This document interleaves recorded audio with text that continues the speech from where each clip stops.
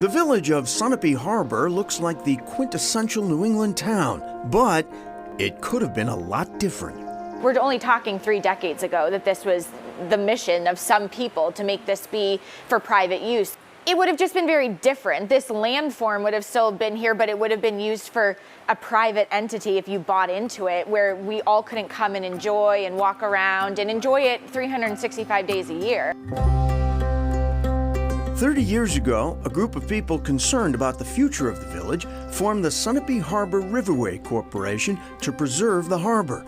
Riverway board member Abby Peel. Well, I think the Riverway hopes to protect and preserve the access that is here, whether it be that you can walk along the waterfront or that you could put a boat in, or you could go over to the beach that's in the harbor and sit there, enjoy a book, a picnic, those sorts of things. To fund their mission, the Riverway Corporation began selling shares to residents and businesses who shared an interest in both making improvements and in preservation.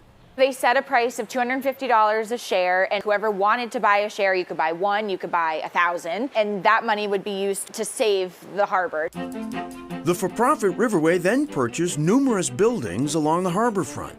Fast forward here 30 years, that's what we're doing, is working off of the income that we get from these rental properties to keep the Riverway going in order for this to remain a public usage space. The Riverway's newest tenant is the Lake Shop.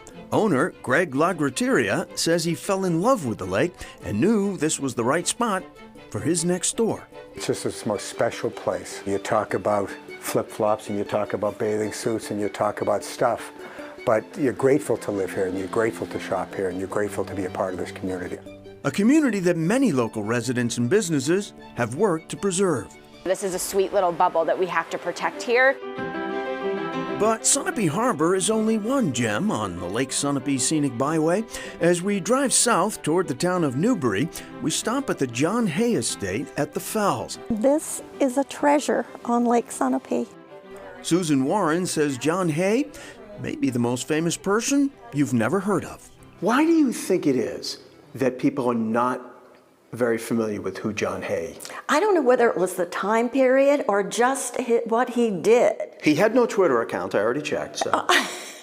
No, he didn't. Yeah, but he was a prolific writer and a poet. He was the private secretary to Abraham Lincoln. And he was only like, what, 22 or something? 22 when he went to Washington, D.C. with Lincoln.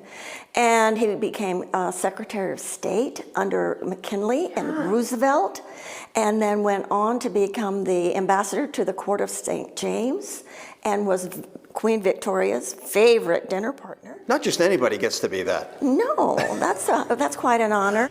John Hay and his wife Clara love New Hampshire's Sunapee region.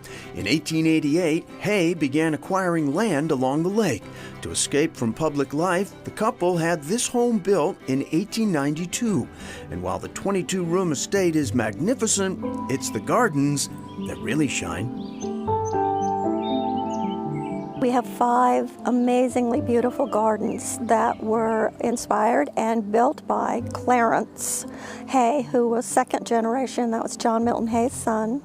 He was a horticulturalist and became the first president of the American Rock Garden Society. In 2008, the Friends of the Fells purchased these 84 acres from the New Hampshire Fish and Game Department, saving the land from potential development, says Warren. It was the group of friends that saw the potential, saw the treasure, and said, we have to do something. And that's what I think it takes in life anyway. People have to recognize that there is something like this, and they have to see the vision and then make it become reality. Today, there are programs and tours at the Fells to help visitors understand the nature around them. We have 5 very long hiking trails, but yet they are very easy to navigate for all ages. And we invite families to come and do all of the trails. And one is a beautiful one called the Lake Loop that goes right down to the lake, looks out over Lake Sunapee. And more than 130 years later, this land and that view continue to draw people to the Fells. John Milton Hay was the one that saw it to begin with. And he said he had never seen anything like the mountains and the water and the air. Oh, it's so pretty. And after the Civil War, the state of New Hampshire published advertising journals urging wealthy outer-towners to buy abandoned farms and land in New Hampshire. Yeah, and John Hay, who spent his childhood in Illinois, did just that, purchased some of the abandoned farmland and turned it into what is now known as the Fells. And in 1870, new train service came to that region, and that, of course, began bringing a lot of new visitors. Okay, all right. Next, checking out a curious collection.